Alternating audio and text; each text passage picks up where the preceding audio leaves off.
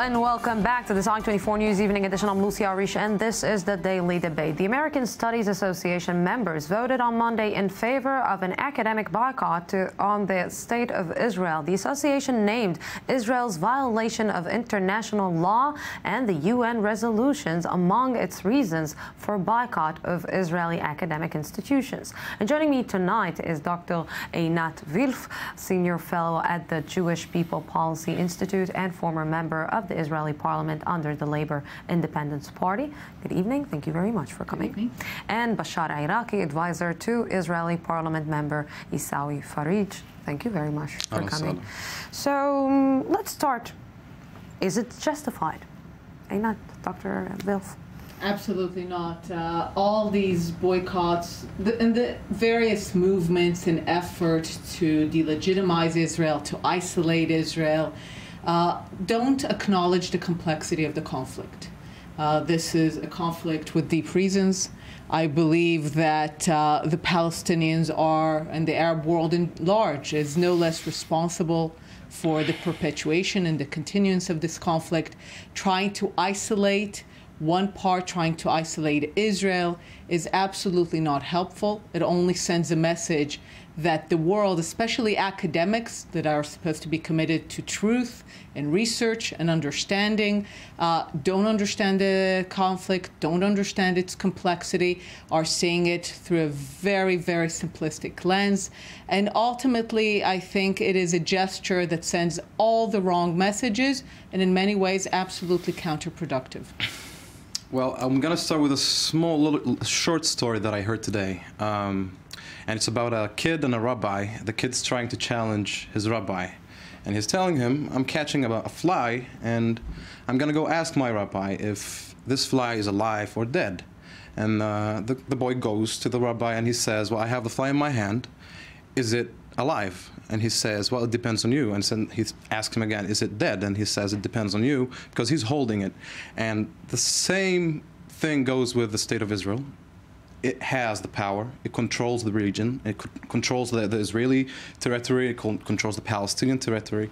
And when a bad kid does a mistake, people get up and say, you did something wrong. And if I would say the perfect solution to show Israel, and even to show the Israelis, including me, that the state is making a mistake, is by boycotting us and telling the entire international community, Israel, that's enough. That is enough. Let's sit and talk. Let's sit and set things into order. It's been going on for too long, and that's not the way it should go.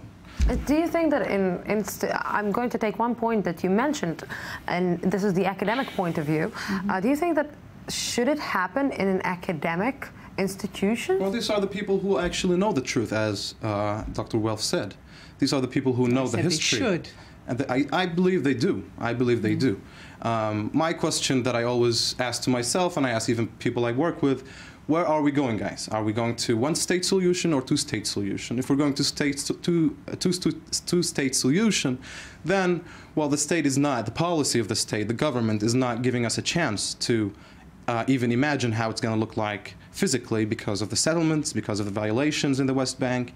It's closer to be an apartheid than a two-state solution. If we're going to one-state solution, then great. It's happening. Israel is making a huge effort to lead everyone into one-state solution that no one knows how or who or how it would look like or who would run it, what kind of democracy would be here, who's the majority. It is a complicated situation, as you mentioned before. I will ask you, I know that you want to answer him, and of course you will, but you know, when somebody, I've been taunted, when somebody tell me that I'm wrong, when one person is telling me that I'm wrong, so I'm saying maybe he's wrong. When two people are telling me that I'm wrong, I'm saying maybe they're wrong. When 3, 4, 5, 10 people are telling me that I'm wrong, I'm starting to sit down and think maybe I am wrong. Maybe Israel is wrong? Absolutely not. We have a long history of realizing that the fact that a majority thinks something absolutely doesn't mean that it's true or that is right. This is the history of Israel. This is the history of the Jewish people. Any notion that the majority thinks something, therefore it is right, is something that we have learned the hard way, is absolutely no criteria. Now, the truth is, I would love to think that Israel is the only factor in this conflict, that Israel is in control, that Israel holds the flag. Unfortunately, this is not the case. Time and again, when Israel wanted to end the conflict, to make peace from day one, it has not been possible because it is not a one-sided conflict. At the end of the day, on the other side, there are the Palestinian Arabs and the Arab world at large, which still today denies the equal and legitimate right of the Jewish people to sovereignty in their ancient homeland. For the Palestinians, I understand they want to end Israeli control of their lives. Absolutely understandable. But time and again, when the price of ending that control meant once and for all and forever to recognize that the Jewish people are an equal people and they have an equal and legitimate right to be a sovereign people in this land, the answer from the Arab side has been this price is too high to pay, which is why the conflict continues. It's not 48 anymore. It's 2013. Israel exists. Palestine doesn't exist. The Jewish people have a majority in the state. They have the control. They live over here and they are safe. And they're making sure to stay safe. And I support this. I'm a citizen of Israel. I'm not coming to you as a patriotic Palestinian, though I am a Palestinian, but I live inside of Israel. And I say that how anyone could explain the settlements in the West Bank, how anyone could explain the massive excessive power and even killing and murder of the Israeli forces in the West Bank. We're not talking about the Jewish people anymore. We're talking about Israel. That includes me and includes you. And anything that happens, anything that the state does, it influences everybody. The boycott didn't come to tell the Jews you're doing something wrong. It came to tell the state you're doing something wrong. And there's a huge difference between the people, the Jews, and their historical right that I am not ignoring. I don't think even a saint, Muslim, or an Arab could ignore. You were here even before me. But that is not the problem. The problem is with 2013, occupation, murder, blood, and no peace. That is absolutely not the case. First of all, as you very well know, the situation right now is very calm and there's no use kind of raising all kinds of claims for things that are not happening. But at the end of the day, the conflict could have ended again and again and again in 47, in 67, in many times in the process, in 2000, 2006, 2009. But again and again, for the Arab world and the Palestinians to acknowledge that the Jewish people, once and for all, have an equal and legitimate right to a sovereign state, the price of saying that has been too high. The Palestinians can end control of their life tomorrow. It's not the Palestinians boycotting Israel. If they behave the way... It's an American association. No, I know, but they are sending the story. And what I'm saying, the American Association doesn't understand the complexity of the conflict. It doesn't understand that it's not only one side that is in control. There are two sides here in conflict. In the Middle East, the Arabs are the absolute majority. We're not dividing the cake of the conflict over here. We're not saying who's responsible. We're saying that. But this is what the boycotts are. This is what the boycotts are doing. The boycotts are saying only Israel is responsible, and that is no, they're not saying, and not a responsible position. You should do your homework, Doctor, because you should go and read why they're boycotting Israel. They mentioned specific reasons why they're doing so. They're not talking about the Israeli interior. They're talking about the Israeli occupation to the West Bank. But in the same case, don't realize that the Arab world also is not doing its part to end the conflict. How would you refer to the Arab League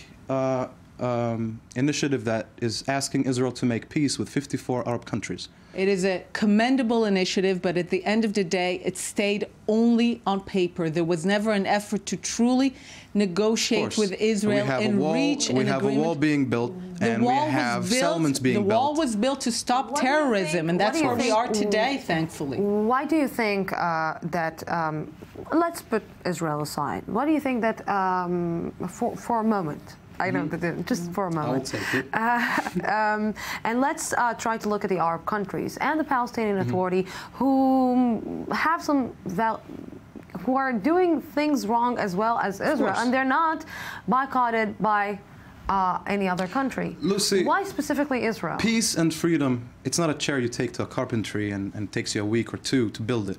We're seeing what's so-called revolutions in the Arab world right now.